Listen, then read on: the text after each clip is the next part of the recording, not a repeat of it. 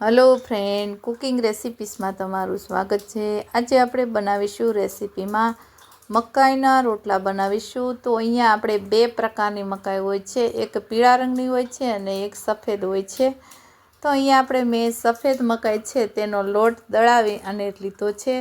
મકાઈ એકદમ ઝીણો નથી પણ છે જ કરકરો જેવો લોટ દળી દીધો છે। તો એમાં મકાઈમાં આપણે 2 ચમચી ઘઉંનો લોટ એડ કરીશું, એટલે જે તેની ચીકાશ હોય તે બેલેન્સ કરશે।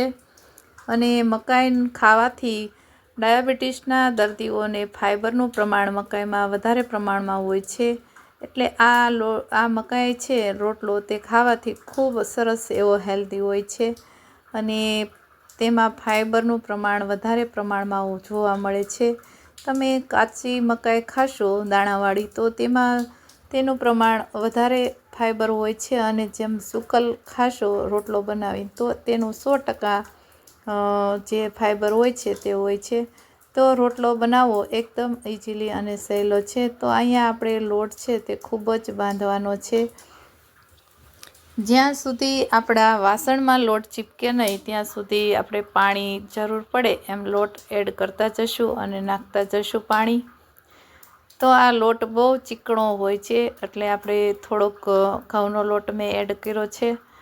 તો અહીંયા મસળવાનો છે, 5-7 મિનિટ જેવો આપણે લોટ છે તેને મસળી લેશું, જ્યાં સુધી કાસરોટમાં વાસણમાં ચીપકે નહીં ત્યાં સુધી આપણે મસળી જ લેવાનો છે।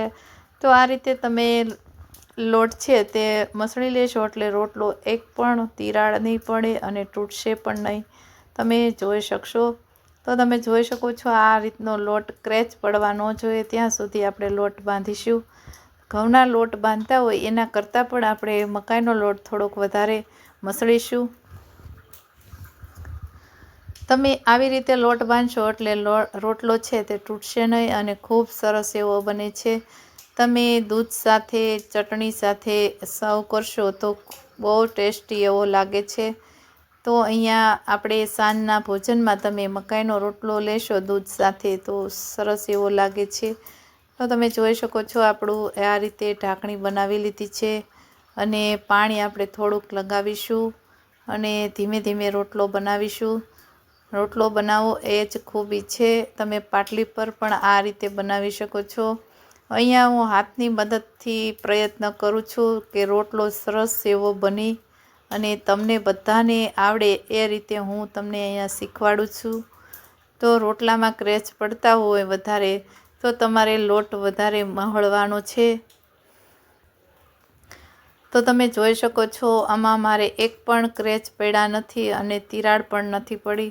તો આ રીતે આપણે ધીમે ધીમે આપણે રોટલો છે તેને ટીપી લેવાનો છે। તો આ રીતે તમે રોટલો બનાવશો તો ખૂબ સરસ એવો તમારો રોટલો બનશે।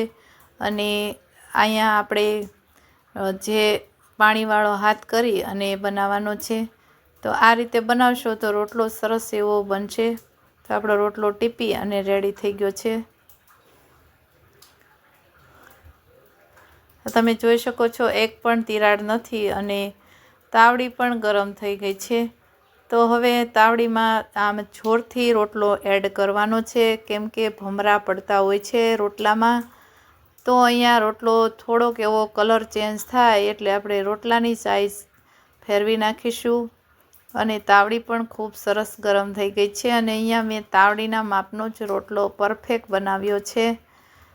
તો અહીંયા થોડોક વધારે આ લોટ છે મકાઈનો તે સફેદ હોય છે, એટલે રોટલો પણ સારો એવો બની ગયો છે, વ્હાઈટ એકદમ। હવે અહીંયા એક ટ્રીક અપનાવીશું। તો અહીંયા થોડુંક એવું પાણી આપણે એડ કરીશું એટલે રોટલો ફૂલી જશે। તમે આ રીતે ટ્રીક અપનાવશો એટલે રોટલો ફૂલી જશે। તો હવે આપણે આ મકાઈનો રોટલો છે એને પણ આપણે થોડોક એવો ફૂલશે, પણ ફૂલશે ખરા એમ। તમે જોઈ શકો છો રોટલો આપણો ફૂલી ગયો છે। તો આ રીતે તમે ટ્રીક અપનાવશો તો રોટલો સરસ એવો બની અને રેડી થઈ જશે। તો અમારી રેસીપી સારી લાગી હોય તો વિડીયોને લાઇક કરજો, શેર કરજો અને અમારી ચેનલને સબસ્ક્રાઈબ કરવાનું ભૂલશો નહીં। બાજુમાં આપેલી ઘંટી દબાવશો એટલે નવી નવી રેસીપીના નોટિફિકેશન જોવા મળશે। Thank you.